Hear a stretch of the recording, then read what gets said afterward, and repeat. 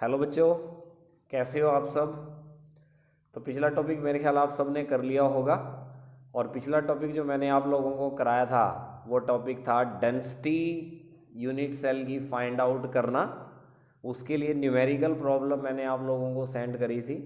उम्मीद है आप सब ने कर ली होगी। लेकिन शायद आपको जब डेंसिटी के न्यूमेरिकल कर रहे होंगे तो कुछ प्रॉब्लम ज़रूर आई होगी आपको। प्रॉब्लम कहाँ पे आई होगी कि एज लेंथ आपको नहीं दे रखी होगी कुछ न्यूमेरिकल्स में। एज लेंथ की जगह आपको दे रखा होगा उसका नियरेस्ट नेबर डिस्टेंस, या दे रखी होगी आपको रेडियस। तो आप उस न्यूमेरिकल को कैसे करोगे। ठीक है जी। तो आज मैं आपको यही टॉपिक कराऊंगा सबसे पहले कि क्या रिलेशन है एज लेंथ में, रेडियस में और नियरेस्ट नेबर डिस्टेंस में। तो टॉपिक का नाम हमारा relationship between nearest neighbour distance, जिसका सिंबल होता है small d, radius small r and edge length small a. सबसे पहले चलो रेडियस तो सबको समझ आ गया होगा कि जो एटम है या पार्टिकल है उसकी रेडियस। एज लेंथ भी सबको पता है कि दो एटम्स के इंटरन्यूक्लियर डिस्टेंस, जो मैंने आपको यूनिट सेल बनवा करके दिखाई थी उसमें बता दिया था कि इस कॉर्नर से लेके इस कॉर्नर तक की एज लेंथ होती है। टोटल कितनी एजेस होती है किसी यूनिट सेल में, 12 एजेस होती हैं। तो वो तो आपको समझ आ गया होगा। लेकिन नियरेस्ट नेबर डिस्टेंस क्या होता है। नियरेस्ट नेबर डिस्टेंस का मतलब होता है कि उस यूनिट सेल में वो दो एटम या वो दो पार्टिकल जो सबसे ज़्यादा क्लोज हैं उनका internuclear distance, that is called nearest neighbour distance. जैसे मान लो आप लोग बैठ गए, बेंचेस पे बैठते हो स्कूल में, तो आपके बिल्कुल साथ में कौन सा बैठा, आपको बिल्कुल नज़दीक कौन सा बच्चा है, that is your nearest neighbour. तो उसी तरह से एटम्स की जब क्लोज पैकिंग करी जाती है तो उसमें वो पार्टिकल्स जो एक दूसरे के सबसे ज़्यादा क्लोज हैं उनके इंटर न्यूक्लियर डिस्टेंस को नियरेस्ट नेबर डिस्टेंस बोला जाता है। सबको समझ आ गया।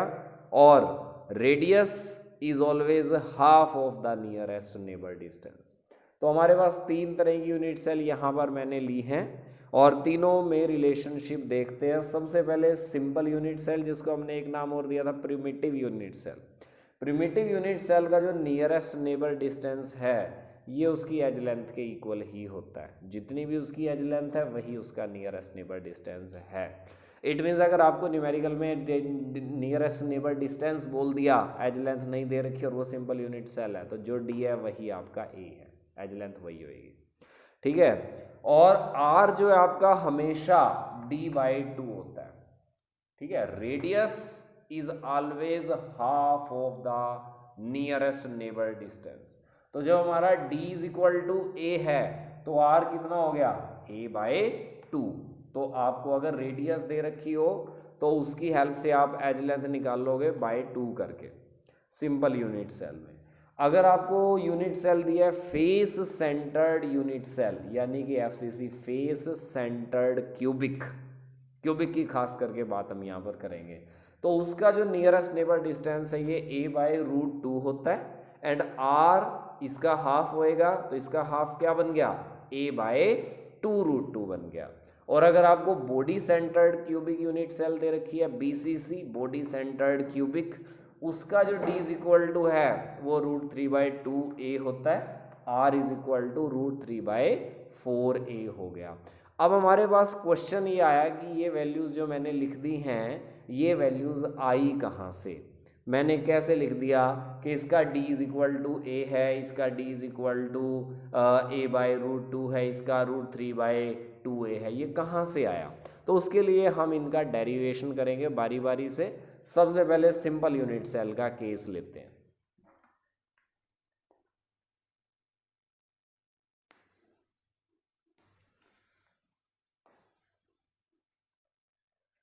सिंपल यूनिट सेल वो होती है जिसमें पार्टिकल्स ओनली कॉर्नर्स पर होते हैं, ये मैंने आपको समझाया था। तो एक बार मैं उसका डायग्राम बना देता हूँ।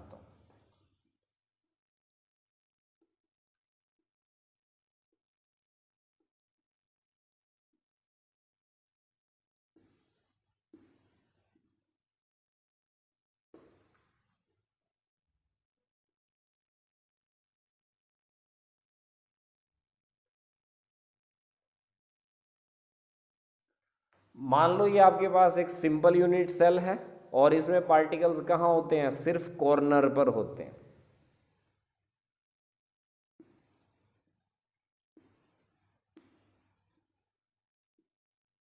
इसके कॉर्नर पर मैंने पार्टिकल्स लगा दिए। अब इसका नियरेस्ट नेबर डिस्टेंस क्या होगा, सभी इक्वल डिस्टेंस पे।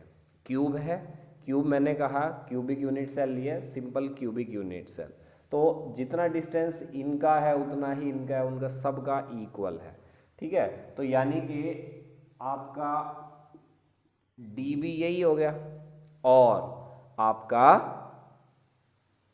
एज लेंथ भी यही होगी। यहाँ से यहाँ तक का डिस्टेंस एज लेंथ होती है और यही डी है इन दिस केस। मैंने आपको ये भी बताया था कि एक्चुअल में पार्टिकल्स ये ऐसे नहीं होते, पार्टिकल्स एक दूसरे को कंप्लीटली टच करते हैं। एक्चुअल में पार्टिकल्स तो इस तरह से हैं,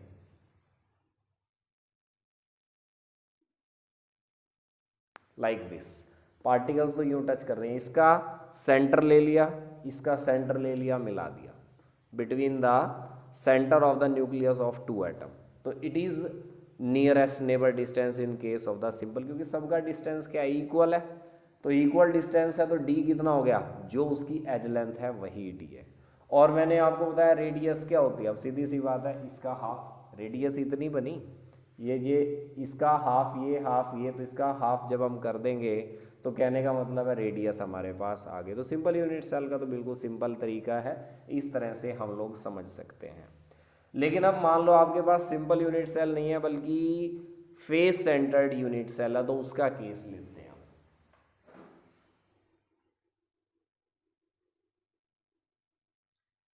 दोबारा से मैं डायग्राम से आपको समझाता हूं।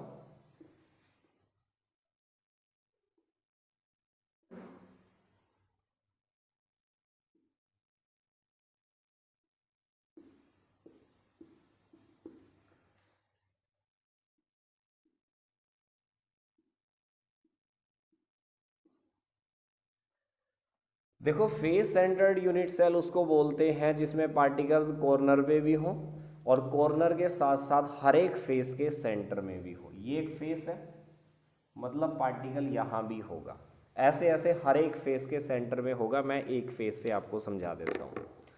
अब आपका जो नियरेस्ट नेबर डिस्टेंस है वो कितना होगा, अब आपका नियरेस्ट नेबर डिस्टेंस ये नहीं होगा, अब आपका नियरेस्ट नेबर डिस्टेंस ये होगा। ठीक है, यानी कि एक तरह से मैं कहूँ आपके पास 5 बॉल हैं, एक बीच में रख रखी है, 4 उसके साइड में, तो आप रख के देख लेना और उसको एक स्क्वायर की फॉर्म में अरेंज करना है। बीच में एक बॉल होनी चाहिए, 4 उसके साइड होने चाहिए, स्क्वायर की फॉर्म में अरेंज कर लो, तो आप पाओगे ये वाली बॉल टच कर रही है आपस में, ये भी टच कर रही है, ये भी टच कर रही है, ये भी टच कर रही है, लेकिन ये चारों बॉल आपस में टच नहीं करेंगे। ठीक है ना, अगर इक्वल साइज़ की है। अनइक्वल साइज़ की है तब भी आप देखोगे कि ये वाला डिस्टेंस जो आपका छोटा आएगा, यानी कि इन दिस केस जो हमारा नियरेस्ट नेबर डिस्टेंस है वो ये इतना है, ये वाला नहीं है, जो एज लेंथ नहीं है, जो हमने सिंपल यूनिट सेल में निकाला था। अब इसको कैसे कैलकुलेट करें, इसको कैलकुलेट करने के लिए हम लोग क्या करते हैं, यहां तक इसको मिला देते हैं। ठीक है, और अब हमारे पास एक ट्रायंगल बन गई है ए बी सी, और इस ए बी सी ट्रायंगल के अंदर पाइथागोरस थ्योरम हम लोग लगाएंगे, क्योंकि क्यूबिक यूनिट सेल लिए। क्यूबिक यूनिट सेल वो होती है जिसकी सारी लेंथ इक्वल होती है और सारे एंगल 90 डिग्री के होते हैं। 90 डिग्री का एंगल होने की वजह से पाइथागोरस की थ्योरम हमारे पास यहाँ पर लगेगी। और पाइथागोरस थ्योरम क्या कहती है, पाइथागोरस थ्योरम कहती है यहाँ पर हमारे पास A C square is equal to A B square plus B C square. जो ए सी स्क्वेयर है वो A B square plus B C square के इक्वल है। अब ए बी क्या है हमारी, इट इज एज लेंथ, और बी सी भी क्या है, it is also edge length, यानी कि A C square is equal to A square plus A square. A C square is equal to 2a square, A C is equal to square root of 2a square. ठीक है जी, तो यहां से हमारे पास A सी कितनी आ गई, ए सी जो सी हमारे पास है, ए सी ए स्क्वेयर 2a स्क्वेयर रूट इस पूरे का स्क्वायर रूट हमारे पास आ गया AC। अब हम लोगों ने नियरेस्ट नेबर डिस्टेंस क्या लेना है, नियरेस्ट नेबर डिस्टेंस इस AC का हाफ है, यानी कि हमारे पास जो D है दैट इज AC/2। यहाँ से हमारे पास ये क्या है, √2A², यानी कि स्क्वायर से स्क्वायर कैंसिल आएगा, यहाँ से हमारे पास ये √2A आ गया, और नीचे हमारे पास ये 2 है। इसको हम लोग कैसे लिख सकते हैं, √2A, और 2 को हमने क्या लिख दिया, √2 इंटू √2।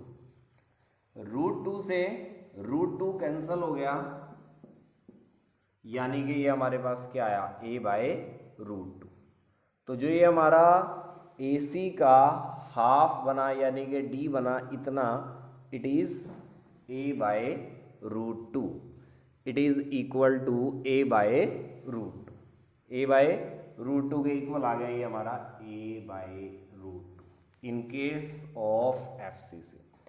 अब FCC के बाद अब हम इसका R की बात करें, R is half of D when our D is A/√2। अभी हमने निकाला D is equal to A/√2,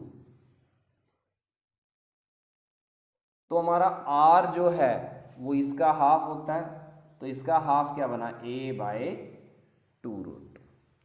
तो ये हमारे पास आ गया फेस सेंटर्ड यूनिट सेल का D is equal to A/√2 and R is equal to A/√2।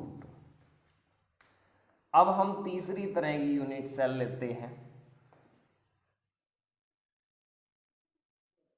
और तीसरी तरह की जो यूनिट सेल हमारे पास है वो है body centred unit cell, body centred cubic unit cell, BCC।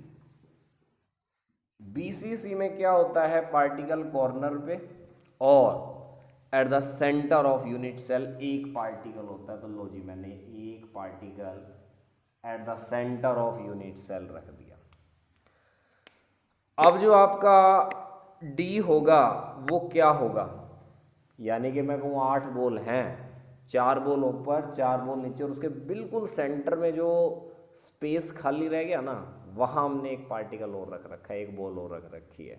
In that case what will you found 3 dimensional structure है। आप अज्यूम कर सकते हैं 4 बॉल नीचे 4 बॉल ऊपर, सारी आपस में जुड़ी हुई है एक क्यूब की फॉर्म में। बीच में सेंटर में जो जगह बची है वहाँ भी हमने एक बॉल रख दी छोटे साइज़ की, ठीक है ना। अगर इक्वल साइज़ की रखेंगे तो भी कोई दिक्कत नहीं है, तब भी वही बात पढ़नी है। तो आप देखोगे आपका जो D होगा, नियरेस्ट नेबर डिस्टेंस होगा, वो ये होगा इतना, यानी कि इसका कॉर्नर और जो सेंटर में पार्टिकल रख रखा है इसका, इन दोनों का सेंटर। अब ये कैसे निकालें, इसकी वैल्यू कैसे निकाली जाएगी, इसको निकालने के लिए अगेन हम वही पीछे वाला काम करेंगे, इसको यहाँ तक बढ़ा लेते हैं, ओके, और ये वाले सेंटर को इस सेंटर से मिलाते हैं।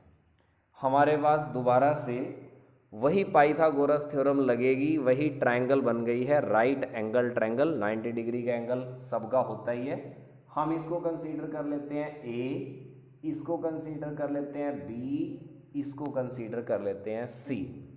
अब देखो आपके पास AB क्या है, एज लेंथ है, ठीक है जी, और BC हमने पहले ही निकाली थी √2A। अभी पीछे मैंने निकाल के दिखाई थी आपको FCC वाले केस में BC is equal to √2A आई थी, और उस √2A का हाफ किया था हमने, मतलब यहाँ ये निकाल ली थी, वही वाली है, एक ही चीज़ है।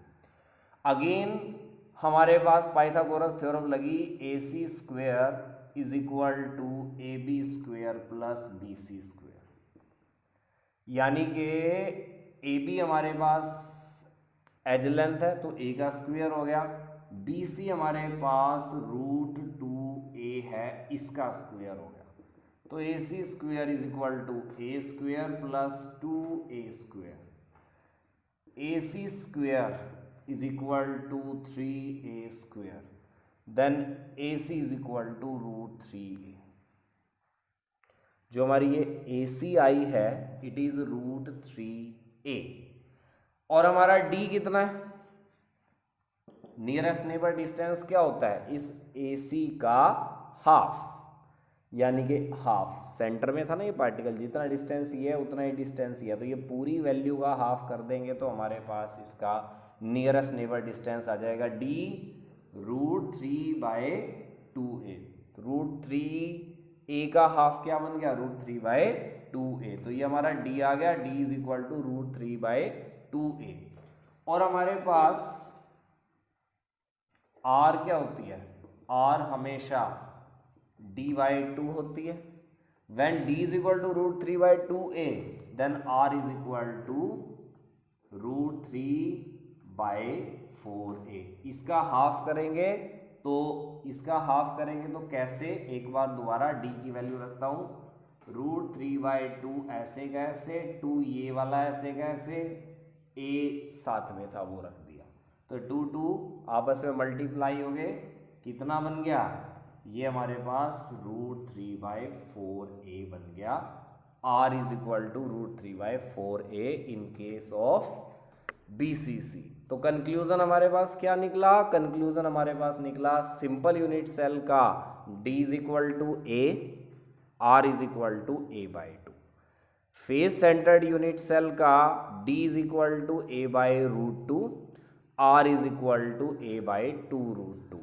और BCC यूनिट सेल का D is equal to √3/2a and R is equal to √3/4a। तो ये रिलेशनशिप था इनके बारे में। 2 मार्क में आपके पास डायरेक्ट ये भी सीधा सा क्वेश्चन ऐसे भी आ सकता है, कोई न्यूमेरिकल, कि किसी की आपको दे देगा कोई FCC यूनिट सेल है और उस FCC यूनिट सेल की रेडियस इतनी है, इसकी एज लेंथ बताओ, तो सीधा आपने फॉर्मूला लगाना है R is equal to A/2√2 अगर FCC है तो, अगर BCC गए तो √3/4a लगा देना है।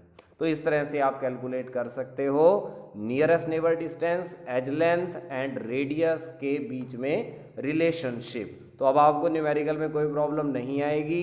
फिर भी अगर किसी को कोई प्रॉब्लम आती है तो वो दोबारा एक बार फ़ोन करके पूछ सकता है, समझ सकता है, वेरी इजी है, मैं बता दूंगा आपको दोबारा से। Thank you very much.